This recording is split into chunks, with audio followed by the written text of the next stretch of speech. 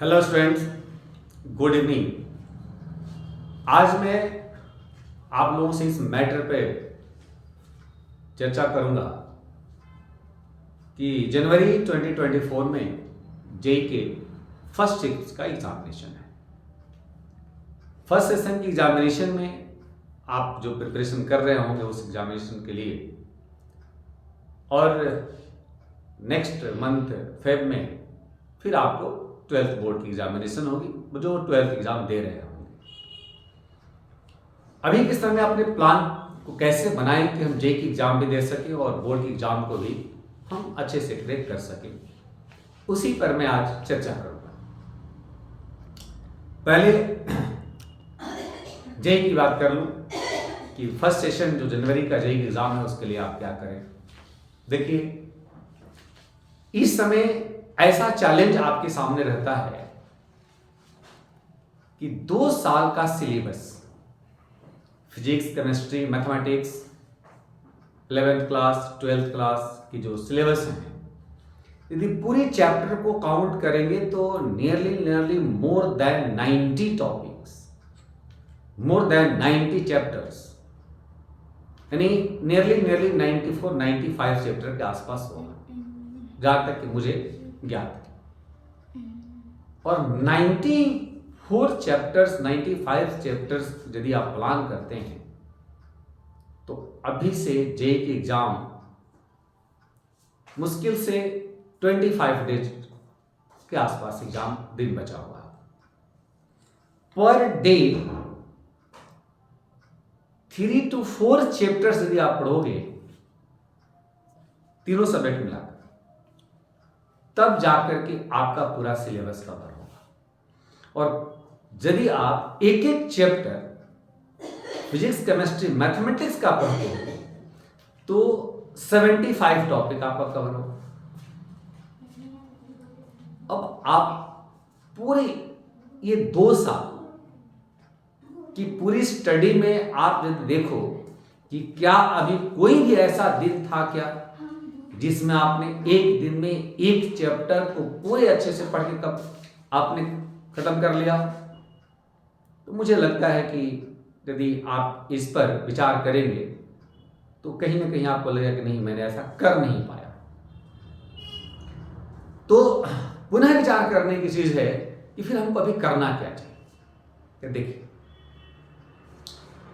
JEE के exam के साथ समस्या क्या है कि जितने भी सेशन में जितने भी पेपर्स होंगे शिफ्ट वाइज, किस पेपर में 11th का क्वेश्चन ज्यादा हो जाएगा, किस में 12th का क्वेश्चन ज्यादा हो जाएगा, किस पेपर में आपके फेवरेट टॉपिक का क्वेश्चन हो जाएगा, कौन सा क्वेश्चन जो आपने प्रैक्टिस करा है उस टाइप का क्वेश्चन आ गया, जिसका नहीं करा है कहीं वही ज्यादा आ जाए। ये बहुत सारे उधेड़ बुन आपको लगे होंगे और रियल फैक्ट है कि ऐसा होता है। इसलिए एग्जाम के बाद जब बच्चे एग्जाम के बाद जब अपना फीडबैक देते हैं एग्जामिनेशन के बारे में, तो जरूर बताते हैं कि नहीं मेरा पेपर टॉप था, कोई सेशन वाले कहते हैं कि मेरा टॉप था। सब्जेक्ट वाइज जो बताते हैं कि नहीं कहीं फिजिक्स टॉप हुआ, केमिस्ट्री टॉप हुआ, कहीं मैथमेटिक्स टॉप हुआ, ये बात करते हैं, बताते हैं। देखो, हर पेपर टॉप नहीं होता है। यदि आप 12th की एग्जाम नहीं कैंडिडेट है तो 12th बोर्ड के लिए आपने बोर्ड के लिए ही प्रिपरेशन क्यों नहीं कर रखा है। तो 35% जो एनटीए क्वेश्चन बनाता है उसमें 35% क्वेश्चन तो इजी रहता है, यानी जो बोर्ड लेवल के जो न्यूमेरिकल्स आप बनाए होंगे उसके इर्द गिर्द, यानी मैं कहूं कि जो एनसीईआरटी क्वेश्चन की आपने प्रैक्टिस करा होगा उसके इर्द गिर्द 35% क्वेश्चन आपके पेपर में कहीं ना कहीं होंगे ही होंगे। आपने यदि प्रैक्टिस करा है तो आप उसको लिंकअप कर पाओगे कि हाँ 35% क्वेश्चन ये है, यानी आउट ऑफ 25 नियरली 10 क्वेश्चंस आपके पेपर में मिल ही सकते हैं, कहीं ना कहीं होंगे आपके। यदि 10 क्वेश्चन टोटल यदि पूरी 12th के सिलेबस से आया हो और आपने वो सारे क्वेश्चन कभी बनाए तो आपको इजी लगे। तो इसी में आपको ध्यान रखना है कि आपने क्या करा अभी तक, इससे मेरे को कोई मतलब नहीं, मैं उस पर बात भी नहीं करूंगा। आगे क्या करना है इन 25 डेज में, इसकी प्लान क्या होगी, मैं यही बात आपसे शेयर करना चाह रहा हूं। देखो बच्चे, 12th में electrostatics, current electricity, magnetism, electromagnetic induction and alternating current, electromagnetic waves, optics, modern physics के जो टॉपिक्स हैं, dual nature of matter, radiations, atom nuclei, semiconductors like logic gates वगैरह, ये जो टॉपिक्स हैं 12th के, इस 12th के टॉपिक में electrostatics, current, magnetism, EMI/AC, EMW, optics, modern physics यदि आप प्रैक्टिस करते हो तो देखो इसकी theoretical concept point by point यदि आप पढ़ते हो या पढ़ा होगा तो बोर्ड का तो काम आ ही गया, क्योंकि 90% से एबव मार्क्स 12th में लाने के लिए भी आपको एक एक चीजें पढ़नी पड़ती है, नहीं तो सभी बच्चे 90% से एबव मार्क्स ला देते। और ऐसा हम लोगों ने ऐसा देखा है कि मोस्ट ऑफ द स्टूडेंट्स जो कंपटीशन की तैयारी करते हैं और अच्छे होते हैं, उनका मार्क्स बोर्ड में अच्छा ही मिलता है। अब एक आध एग्जाम्पल एक्सेप्शन में होता है, वो अलग मैटर है, लेकिन मोस्ट ऑफ द स्टूडेंट का ऐसा मिलता है कि उन्होंने IIT करा और बोर्ड में भी 90% से ऊपर मार्क्स है, ऐसा क्योंकि उन्होंने पूरी लाइन बाय लाइन एक एक चीजें डिटेल पढ़ी है। तो 12th की बोर्ड की प्रिपरेशन करी, 12th की क्वेश्चन का प्रिपरेशन करा उन्होंने थ्योरेटिकल, तो मुझे लगता है कि basic concept will be clear, और बेसिक कॉन्सेप्ट क्लियर होंगे, फॉर्मूला उनके माइंड में होंगे, चूंकि डेरिवेशन किए होंगे, बार बार प्रैक्टिस किए होंगे, फॉर्मूला माइंड में होगा। और यदि प्रीवियस ईयर्स जेई के क्वेश्चंस, देखो मैं तो कहता हूं कि अभी के टाइम पर ज्यादा नहीं, 2 इयर्स, लास्ट 2 इयर्स का क्वेश्चन 23 एंड 22 एटलीस्ट इतना बना जाओ, और यदि आप कर सकते हो तो 5 इयर्स लास्ट बना जाओ, और कहीं कोई बुक वगैरह प्रैक्टिस करने की जरूरत नहीं है। ये मिनिमम कॉमन प्रोग्राम हर किसी के लिए होता है। जब कोई हम बड़ा काम कर रहे चलते हैं तो मेरा होता है कॉमन मिनिमम प्रोग्राम, यानी मिनिमम क्या क्या करें, मैं उसकी बात कर रहा हूं। ज्यादा क्या कर सकते हो ये आप पर डिपेंड करता है, आपके स्ट्रेंथ पर डिपेंड करता है, आपकी कैपेबिलिटी पर डिपेंड करता है, आपकी मेहनत पर डिपेंड करता है, आपकी सिटिंग कैपेसिटी पर डिपेंड करता है, आपके मेंटल एबिलिटी पर डिपेंड करता है, आपके इन्वायरमेंट पर डिपेंड करता है, आपके माइंड पर, स्ट्रेस पर डिपेंड करता है कि आपने कितना क्या स्ट्रेस रखा है। बहुत कुछ फैक्टर्स हो सकते हैं जिस पर डिपेंड करता है। तो यदि आप मिनिमम 2 इयर्स 22-23 हो सकता है तो लास्ट 5 इयर्स आप 12th के क्वेश्चन की प्रैक्टिस कर ले, और NCERT को आपने बनाया भी होगा 12th बोर्ड की एग्जामिनेशन के पॉइंट ऑफ व्यू से। इस लास्ट 5 इयर्स या मिनिमम 2 इयर्स एंड NCERT के क्वेश्चंस विथ एग्जांपल्स, NCERT में जो सॉल्यूशंस हैं, एग्जांपल में सॉल्यूशन दिए हुए हैं, उन सब की मैं बात कर रहा हूं। उसके साथ यदि आपने प्रैक्टिस कर रखा है तो मैं आपको दावा करता हूं कि फिजिक्स में 35% क्वेश्चन आपको मिलेंगे ही मिलेंगे 12th बोर्ड के सिलेबस से। ये तो वही 12th की बात। मैथमेटिक्स में भी देखो, मैं आपसे कहूं कि यदि मैं लास्ट 2 इयर्स भी कह लूं, देखो मैथमेटिक्स के क्वेश्चन भी अब ऐसा नहीं आते हैं कि आपने कोई एक बुक बना लिया, NCERT बना लिया, RD शर्मा बुक बना लिया, RS अग्रवाल बुक बना लिया, जो मार्केट में सब बच्चे बना रहे होते हैं, बोर्ड की प्रिपरेशन कर रहे होते हैं, वो बना लिया और IIT जाके हम क्वेश्चन बना लेंगे। देखो उन सब बुक बनाने से बेस तैयार होता है, बेस बनता है। अब IIT भी लॉजिकली क्वेश्चन पूछता है, IIT क्वेश्चन में लॉजिक हो रहे हैं आज के समय में, तो एक स्टैंडर्ड बुक बनाओ जो अपने टीचर से पढ़ो, उनसे खैर अनुभवी लोग होते हैं, ज्ञानी लोग होते हैं टीचर, उनसे आप पूछो। यदि कंपटीशन की थोड़ी सी भी पढ़ाने की उनको आइडिया होगी तो निश्चित है कि आप अपने स्टूडेंट्स को जेईई की एग्जाम में क्रैक करने के लिए एक अच्छी बुक की सलाह देंगे। लेकिन मैं अभी 25 डेज की मैं बात नहीं कर रहा, क्योंकि अभी कोई बुक बनाने का आपके पास टाइम नहीं है। उसमें भी कम से कम लास्ट 2 इयर्स और नहीं तो 5 इयर्स वहां तक पहुंचिए। मिनिमम 2 ईयर्स बनाइए, और लगता है कम टाइम में इसको हम कवर कर ले रहे हैं तो आप जाकर और 2-3 साल पीछे चल जाइए, 5 ईयर क्वेश्चन कम से कम मैथमेटिक्स में बनाइए। फिजिक्स और मैथमेटिक्स में चूंकि काफी टाइम लगते हैं क्वेश्चन को सॉल्व करने में, तो मैं कहूंगा कि मिनिमम 2 ईयर्स बनाइए। समय मिलता है वो आप पर डिपेंड करता है, तो पीछे और चल जाइए, 5 ईयर्स कर लीजिए। लेकिन केमिस्ट्री में तो 5 साल बना ही जाइए, 5 ईयर्स का क्वेश्चन बनाइए, क्योंकि केमिस्ट्री में न्यूमेरिकल्स में भी टाइम कम लगते हैं। जो उसके ऑर्गेनिक इनऑर्गेनिक के जो क्वेश्चन हैं उनको भी सॉल्व करने में टाइम कम लगता है, यदि आपने डिटेल पढ़ा होगा तो। इसमें इनऑर्गेनिक की जहां तक बात है, इनऑर्गेनिक में जहां तक मेरे अपने अनुभव की बात कर रहा हूं, आपके टीचर ने आपने क्या पढ़ाया ये मैं नहीं जानता। एनसीईआरटी में जो सिलेबस एनसीईआरटी का है उसमें सॉल्व एग्जांपल से लेकर के एक्सरसाइज के जो क्वेश्चंस हैं उस क्वेश्चन को उससे मिलता जुलता क्वेश्चन की आप प्रैक्टिस करिए। मैं कहता हूं कि जेईई मेंस जो जनवरी में होने वाला है क्वेश्चन आपका नहीं छूटेगा। ये तो रही बात 12th की सिलेबस की मैं बात कर रहा हूं। थोड़ा सा मैं 11th में है क्या कि केमिस्ट्री और मैथमेटिक्स में ऐसे कुछ कॉमन टॉपिक्स हैं जो 11th में भी पढ़ने थे और 12th में भी पढ़ने थे। तो यदि मैथमेटिक्स और केमिस्ट्री में 11th के सिलेबस को टारगेट करोगे तो थोड़ा सा कम टाइम लगेगा, क्योंकि रिलेशन फंक्शन 11th में पढ़ने थे, 12th में ही पढ़ने थे। डेरिवेटिव्स का कंसेप्ट 11th में ही पढ़ना था, 12th में ही पढ़ना था। तो बहुत सारे ऐसे कॉमन टॉपिक्स हैं जो मैथमेटिक्स में कुछ पोर्शन 11th में थे, कुछ पोर्शन 12th में थे। तो यदि आप 11th के पोर्शन को अप्रोच करोगे तो मुझे लगता है कि कुछ पार्ट में, सारे पार्ट में नहीं कर रहा हूं, कुछ पोर्शन में 11th वाले पोर्शन में आप कम टाइम में कर पाओ। तो पहले उस पोर्शन को टच करो 11th का जिसने आपने 12th में उसका पढ़ा है, 12th में आपने उस बोर्ड के लिए ही क्यों नहीं तैयारी करा है, तो उसको 11th के पोर्शन को 11th के उस टॉपिक को टारगेट कर लो। मैथमेटिक्स में, केमिस्ट्री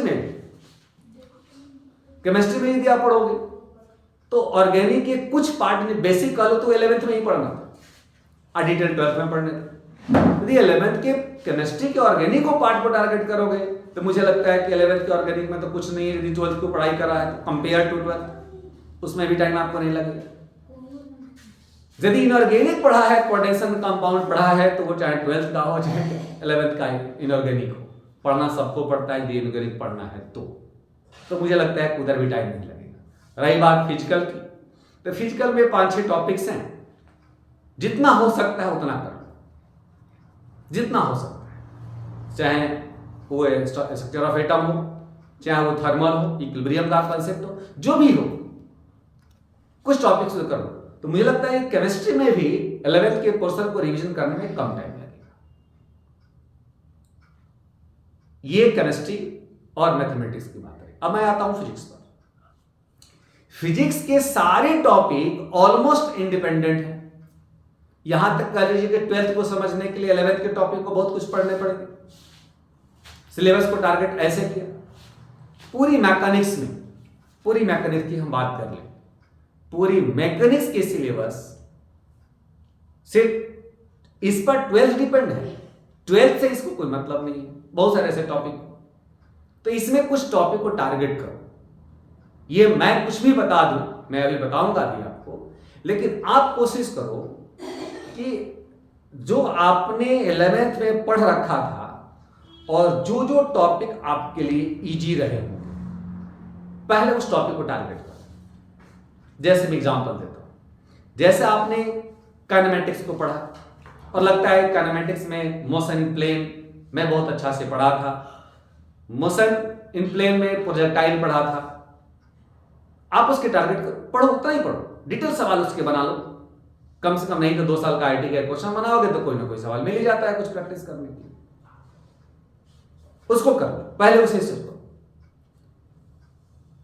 लॉज ऑफ मोशन को पढ़ इसलिए लो कि जेईई के सवाल तो बनेंगे ही, लेकिन आपको आगे रोटेशन में जरूरत पड़ जाएगी, आपको वर्क एनर्जी पावर में जरूरत पड़ जाएगी। बहुत सारे ऐसे जगह पर जहां भी कॉन्सेप्ट आते हैं फ्रिक्शन वगैरह को, या जहां भी बैलेंसिंग वगैरह कोई इक्विलिब्रियम के कंसेप्ट को फिजिक्स में वहां एनालिम की जरूरत पड़ती है, इसलिए भी पढ़ लो। सवाल कितना बनेगा इट डज नॉट मैटर, लेकिन कम से कम उसकी बेसिक आइडिया रखो माइंड में। और मुझे लगता है कि 11th में जब आप पढ़े होंगे तो ये 2-3 चैप्टर तो शुरुआत वाले सभी बच्चे बड़ी मन से पढ़ते हैं, क्योंकि 10th एग्जाम दे के आते हैं, आपके पास इतना जोश रहता है कि आपको लगता है कि यदि कल आईटी एग्जाम हो जाए तो कल आईटी एग्जाम क्रैक कर लोगे, ऐसा आपके पास एनर्जी रहता है। तो 2-3 चैप्टर तो आप बहुत मस्त से पढ़ लेते हो। इसके बाद भी आप पढ़ लेते हो बेसिक, मैंने कहूं कि वर्क एनर्जी पावर का ये बेसिक पार्ट है। मुझे लगता है कि हर बच्चा को इसमें दिक्कत नहीं होना चाहिए, पढ़। उसके बाद आगे बढ़ो, रोटेशन के हर क्वेश्चन को टारगेट करो कम से कम, नहीं तो एटलीस्ट 2-3 साल 4 साल का क्वेश्चन बनाओ। मुझे लगता है कि यदि आप क्वेश्चन 21, 22, 23 को टारगेट करोगे तो मुझे लगता है कि क्वेश्चन आपको नहीं छूटेगा किसी भी पार्ट का, रोटेशन का, चाहे जो भी पार्ट हो। रोटेशन का मैं कहूं कि यदि आप बेसिक कॉन्सेप्ट सर्कुलर मोशन से जुड़ा हुआ पार्ट हो, या मोमेंट ऑफ इनर्शिया का पार्ट हो, या कंजर्वेशन ऑफ मोमेंटम का पार्ट हो, या कंजर्वेशन ऑफ एनर्जी से जुड़ा हुआ पार्ट हो, किसी भी पार्ट को टारगेट करोगे ना, ये 4 साल क्वेश्चन बनाओगे, 3 साल क्वेश्चन बनाओगे तो हर क्वेश्चन मिलेंगे आपको और आप बना लो। बहुत डिफिकल्ट सवाल नहीं है, जेईई के मेंस की बात करता हूं। और डिफिकल्ट एक आध आ भी गया तो कोई टेंशन मत लो, जो बनता है बनाओ, अभी उलझने की टाइम नहीं है, दम मत उलझो। इसके बाद आप शिफ्ट करो सीधे एसएचएम तो पढ़ ही लो, ऑसिलेशन पढ़ लो। ऑसिलेशन पढ़ने में भी टाइम कम लगेगा, और ऑसिलेशन के कॉन्सेप्ट जब पढ़ोगे तो 12th के इलेक्ट्रोमैग्नेटिक वेव में जो ऑसिलेशन है उसको भी आप टारगेट कर पाओगे अच्छे से, उसमें कोई एक आध न्यूमेरिकल मिलता है, बना पाओगे। अल्टरनेटिंग करंट में यदि ऑसिलेशन का कॉन्सेप्ट आता है शायद उसको भी कर पाओगे, आसानी से कर पाओगे, दिक्कत नहीं होगी। यदि आप कहीं भी ऑसिलेशन के कॉन्सेप्ट आते हैं तो एसएचएम की जरूरत पड़ती है, उसको कर लो। इसको कर लेने से देखो सबसे ज्यादा प्रॉब्लम आपको आती है वहां पर जहां पर मैथमेटिकल अप्रोच ज्यादा हो।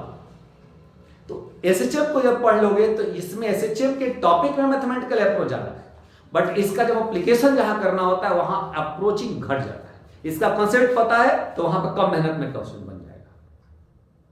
ये वेव है, साउंड वेव, मैकेनिकल वेव की मैं बात कर रहा हूं जो 11th के टॉपिक में।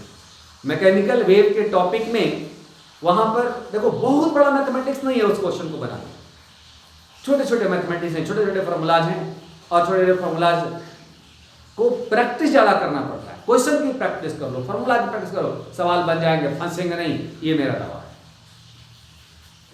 इसके बाद आप 11th में फ्लूइड में, आप फ्लूइड डायनेमिक्स में बर्नौली पर क्वेश्चन का टारगेट करो, इक्वेशन ऑफ कंटिन्यूटी और बर्नौली थ्योरम पर बेस्ट कुछ क्वेश्चन बना लो, नहीं तो एक दूसरा का सवाल बना लो जो बर्नौली पर। मैं कहता हूं कि जेईई का सवाल 23 में आप, मुझे नहीं लगता है कि आपसे छूट पाए। सरफेस टेंशन है, surface energy, capillary reaction, pressure inside bubbles, 3 portion ऐसा है और छोटे छोटे कॉन्सेप्ट्स हैं, आप आराम से क्वेश्चन कर पाओगे। अगले लेक्चर में मैं क्वेश्चन भी डिटेल कर दूंगा कि कौन कौन से किस टाइप के न्यूमेरिकल्स को आप बना पाओ, बट आज मैं केवल ये कर रहा हूं कि कौन कौन से चैप्टर को टारगेट करूं, उसको करूं।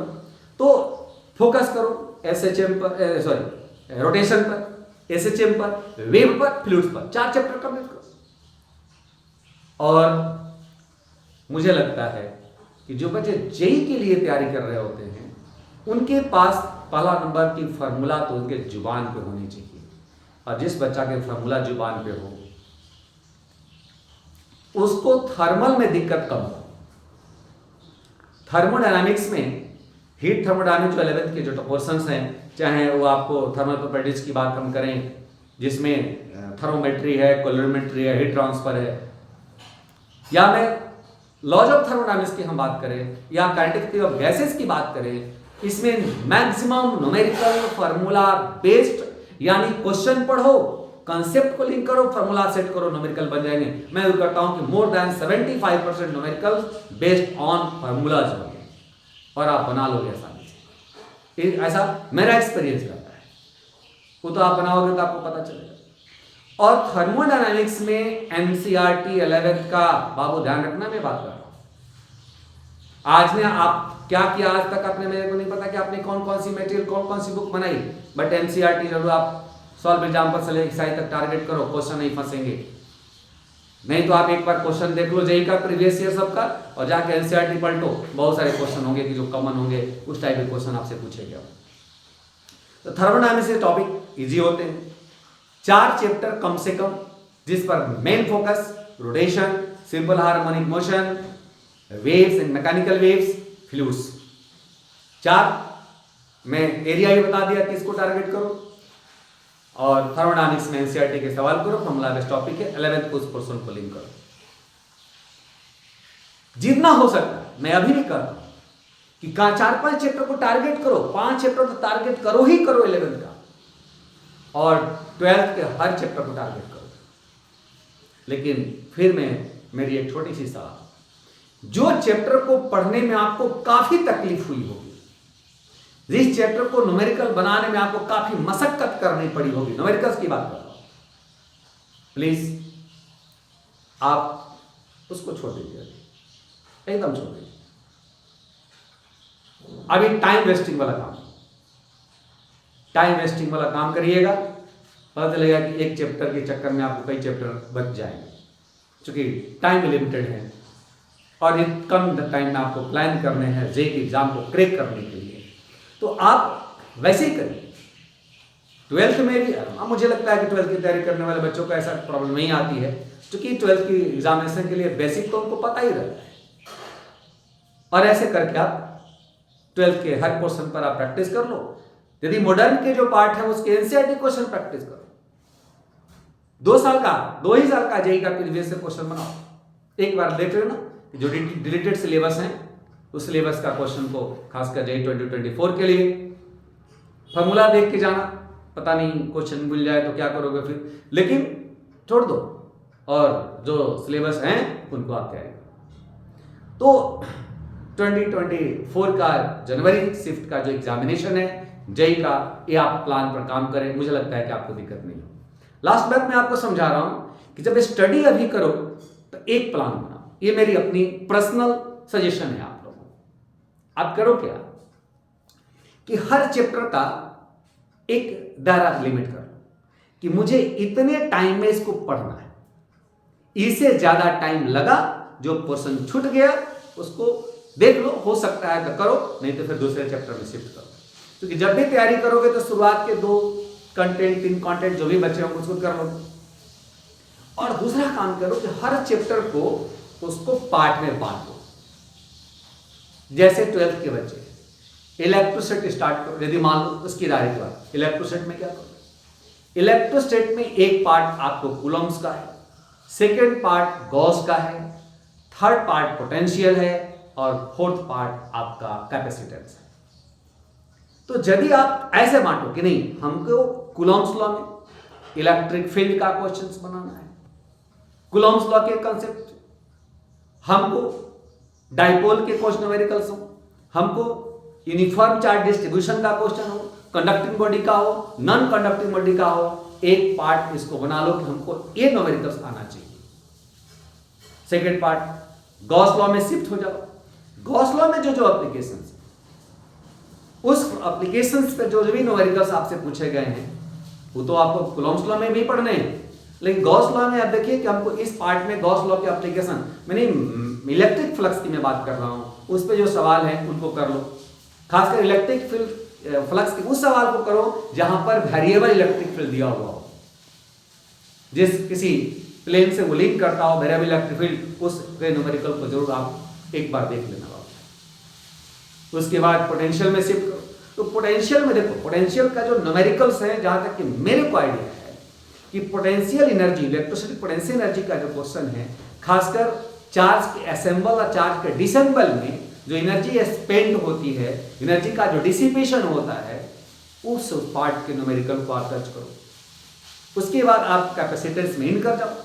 कैपेसिटेंस मेन करोगे तो आपको पता है कि जो भी कैपेसिटर्स हैं, कंडक्टर्स के कैपेसिटेंस हैं, उसके पार्ट के जो न्यूमेरिकल्स आते हैं। देखो ये पूरा बिखरा हुआ चैप्टर को मैं कितना छोटा जगह में समझा दिया और आप इसको कर लो। करंट चैप्टर में शिफ्ट हो जाओ, करंट में भी मान लो ये शुरुआत में हमको यदि हम करंट और रेजिस्टेंस ये दो पार्ट मैंने ओम्स लॉ तक की बात कर रहा हूं, उसमें जो ग्रुपिंग ऑफ रेजिस्टेंस उसे जुड़ा हुआ पोटेंशियल डिफरेंस, किसी रेजिस्टेंस के क्रॉस पोटेंशियल डिफरेंस निकालनी हो, करंट निकालनी हो किसी रेजिस्टेंस के क्रॉस, इसके कॉन्सेप्ट को हमको पता करना है कि हमको न्यूमेरिकल बनाना है, एक पार्ट इसको कर लो। उसके बाद जब इंस्ट्रूमेंट्स की बात करें, चाहे वो गैल्वेनोमीटर हो, अमीटर हो, वोल्टमीटर हो, इस पर बेस्ट क्वेश्चन जिसमें गैल्वेनोमीटर को कन्वर्जन करते हैं जब हम एमीटर में या वोल्टमीटर में, उस पर सवाल करो, उस पर सवाल बनाओ। उसके बाद आप ये किरचॉफ्स लॉ, उसमें जो किरचॉफ्स लॉ में जो क्लोज सर्किट का जो कॉन्सेप्ट है उस पर आप सवाल कर लो, पोटेंशियोमीटर का सवाल कर लो, मीटर गेज का सवाल कर लो, 3 पार्ट में टॉपिक बांट लो, सवाल कर लो। देखो चैप्टर को यदि कंटेंट में बांट दोगे ना तो चैप्टर इजी हो जाएगा, उसका दायरा छोटा हो जाएगा, पढ़ना आसान हो जाएगा और पढ़ते पढ़ते एक आइडिया मिल जाएगा कि हमारा कौन सा पोर्शन वीक है, क्या छूट रहा है और क्या हम कर पा रहे हैं। यदि ऐसा आप कर लोगे तो उस न्यूक्लियस पर पहुंच जाओगे एक एक चीज को पढ़ते पढ़ते कि कौन सा पार्ट मेरा वीक है।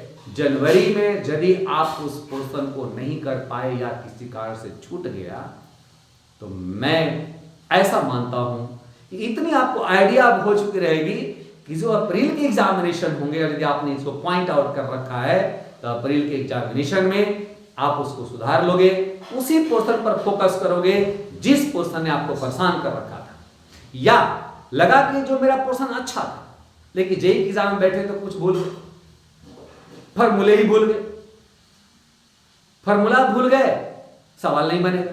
फॉर्मूला याद है, कैलकुलेशन में प्रॉब्लम आ रही है। भाई देखो आपका जो पार्ट है ना वो आप ही कर पाओ। हम लोगों ने अभी तक ये देख रखा है कि 90% स्टूडेंट्स जो जेईई की तैयारी कर रहे हैं वो अपने मन से, उनको लग रहा है कर रहे हैं, कैलकुलेशन बहुत वीक है। घर में कैलकुलेशन में कोई इलेक्ट्रॉनिक्स गैजेट का यूज आप ना करें, कोई कैलकुलेटर नहीं, मोबाइल यूज नहीं करें। ऐसा आप करेंगे तो देखो एग्जाम में बेटा फंसोगे आप। और एग्जाम, आईटी एग्जाम के रिजल्ट के लिए आपको मिनिमम 30 क्वेश्चन सही करना पड़ेगा, ये मान के चलो। 30 क्वेश्चन, 1 क्वेश्चन 4 मार्क्स, 120 मार्क्स। दिमाग में रखो कि हमको मिनिमम क्वालिफाई करने के लिए इतना चाहिए, तब जाकर के जेईई मेंस क्वालिफाई करोगे। आगे रैंक क्या होगा डजंट मैटर, ये तो आप पे डिपेंड करेगा कि उस समय का सेशन क्या है। लेकिन मैं दावा करता हूं कि मिनिमम 30 क्वेश्चन मिनिमम, क्योंकि ये इजी पार्ट है। और मैं कहता हूं जो बात में आज समझाया इस पर आप यदि अमल करके आगे बढ़ते हो तो यदि 5 क्वेश्चन और बढ़ा लो, 45 इंटू 4 मार्क्स देख लो कितना आ रहे हैं। 45 इंटू 4 यदि ऐसा है 180 नंबर जिस दिन आ जाएगा, मैं कहता हूं कि आईटी एडवांस एग्जाम के लिए तो एलिजिबल हो ही जाएंगे आप। लेकिन मुझे अभी तक का एक्सपीरियंस कहता है कि आपको एनआईटी कोई ना कोई जरूर है। यदि आईटी नहीं हो पाया एडवांस मान लीजिए तो एनआईटी मेरे ख्याल से मिल जाएगा। मैंने एक रिजल्ट आपका सिक्योर हो जाएगा और आप एनआईटी कॉलेज में कहीं नहीं कहीं जा सकते हैं। तो देखो कहने के लिए तो बहुत है, आज मैं इतना ही पर मैं आपको अपने बातों को विराम दे दूंगा। लेकिन जो अगला वीडियो लेक्चर में आपको लेके आऊंगा तो मैं और डिटेल फिजिक्स टॉपिक पर लेके आऊंगा कि फिजिक्स में कौन कौन से पोर्शन में किस किस पार्ट का आप क्वेश्चन को ज्यादा आप देखें, अभी सॉल्व करें, कैसे न्यूमेरिकल को देखें, किस तरह के कंसेप्ट को आप देखें कि जल्दी आप आईटी एग्जाम के 2024 के एग्जाम को आप कवर कर पाएंगे। इतना ही के लिए आज के लिए इतना ही। नमस्कार।